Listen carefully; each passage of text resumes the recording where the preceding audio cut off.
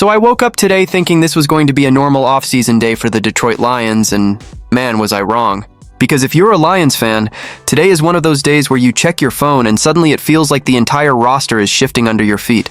Moves happening on the offensive line, key players leaving, new faces coming in, and it really makes you start wondering what direction this team is taking heading into the next season. And honestly, some of these moves make a lot of sense, but others might leave fans with a lot of questions. The Lions are clearly trying to fix some things after last season, and today we got two major pieces of news that could say a lot about what this front office is planning next. We're going to break down both of them, because the first one is about a move the Lions clearly made as a priority, and the second one involves some familiar names leaving Detroit while new players arrive. But before we jump into it, real quick, if you're a real Lions fan and you enjoy talking about this team every single day like I do, go ahead and hit that like button and subscribe. This channel, Lions Nation Report, is brand new, and the goal right now is to reach our first 2,000 subscribers. So if you want to be part of a growing community of real Detroit fans, I'd really appreciate you being here. So let's start with the first big piece of news, because this one tells us a lot about what the Lions front office is thinking right now. The Detroit Lions have signed veteran offensive lineman Larry Borom, and according to NFL insiders Ian Rappaport and Tom Pelissero, adding help to the offensive line was actually a priority for Detroit on the first day of free agency. And honestly, when you look at what's been happening with this offensive line lately, that makes a lot of sense. Borom is 26 years old and was originally drafted by the Chicago Bears in the 5th round of the 2021 NFL Draft out of Missouri. He spent 4 seasons in Chicago before joining the Miami Dolphins for the 2025 season, where he ended up playing in 16 games, mostly at tackle. What makes Borom interesting for Detroit is his versatility. He has experience playing both tackle and guard, which means the Lions can plug him into multiple spots depending on what happens with the rest of the line. And right now, the Lions' offensive line is going through a major overhaul. We already saw Detroit bring in center Cade Mays from the Carolina Panthers earlier today, which already showed that the team wanted to reinforce the middle of the line. Now with Borom coming in as well, it's clear that this front office is investing serious resources into rebuilding that unit.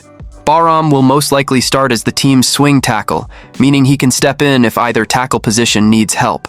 But there's also another possibility here that Lions fans shouldn't ignore. He could actually become an option at left tackle, because as of right now, Taylor Decker is out, and that leaves a big hole on the left side of the offensive line. And that's where things start to get really interesting. The Lions also moved on from Graham Glasgow, who had been starting at guard and center. So when you step back and look at the bigger picture, the offensive line that we're used to seeing in Detroit already looks very different from just 1 year ago. Right now, the team has Cade Mays coming in, and younger guards like Tate Ratledge and Christian Mahogany, who are expected to play big roles. But the big question is still the tackle situation. There have been reports that the Lions could even consider moving all-pro right tackle Penei Sewell to left tackle.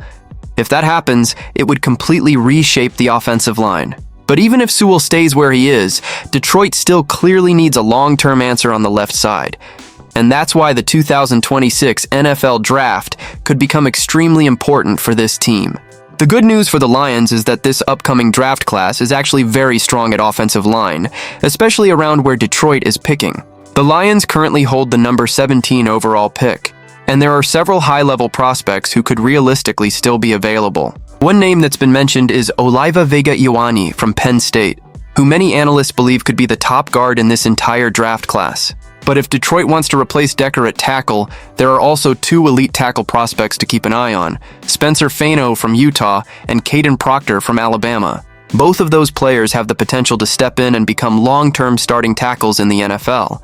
So depending on how the board falls, the Lions could use that first-round pick to lock down their offensive line for the future. And honestly, after what happened last season, rebuilding that offensive line was absolutely necessary. Remember, the Lions finished 9 wins and 8 losses, which might not sound terrible on the surface, but it was a huge drop from the incredible 15 wins and 2 losses season in 2024, when Detroit finished as the number 1 seed in the entire NFC. Last season, they actually finished last in the NFC North, which just shows how ridiculously competitive that division has become. Teams like the Packers, Vikings, and Bears are all getting stronger, and if the Lions want to climb back to the top of the NFC, they need to rebuild the foundation of this roster. And that foundation starts with the offensive line. But here's where the second piece of news comes in, And this one might hit Lions fans a little harder emotionally, because while Detroit was adding players like Cade Mays and Larry Borom, the team was also losing some familiar faces. Linebacker Alex Anzalone is reportedly leaving Detroit to sign with the Tampa Bay Buccaneers on a 2-year contract worth $17 million. And defensive back Amik Robertson is heading to the Washington Commanders on a 2-year, $16 million deal.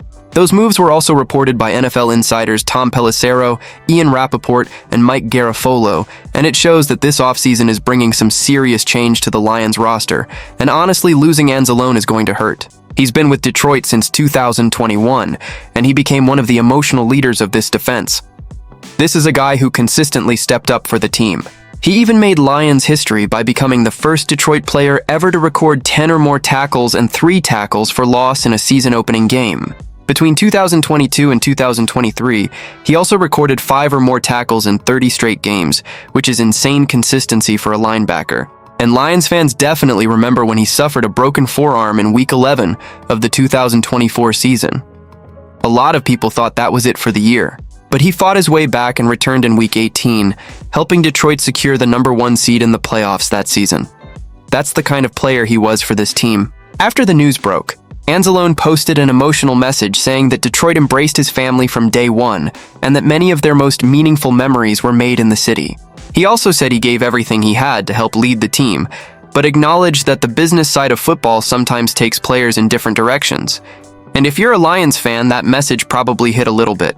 Now, the other player leaving is Amik Robertson, who joined Detroit in 2024 after spending 4 seasons with the Las Vegas Raiders. He quickly became an important part of the secondary. In his first season with the Lions, he played 17 games, recording 50 tackles, 8 pass defenses, 4 tackles for loss, and 3 forced fumbles. Then, in 2025, he followed that up with 52 tackles, including 42 solo tackles. Robertson also reacted to the news on social media, posting that he's bringing swag, energy, and passion to Washington, and telling fans to expect results. So yeah, the Lions are definitely gaining some players, but they're also losing some important pieces. And that's not even the end of the changes. The team has also traded running back David Montgomery, released Graham Glasgow, and we already talked about how Taylor Decker requested his release. So when you step back and look at everything happening right now, this is a major roster reset in certain areas. Detroit is clearly trying to reshape the team heading into the 2026 season, which officially kicks off on March 11th. And the big picture here is pretty clear. To get back to the top of the NFC, the Lions needed to do 2 main things. First, rebuild the offensive line. Second, add more talent to the defense, especially at cornerback and along the defensive line.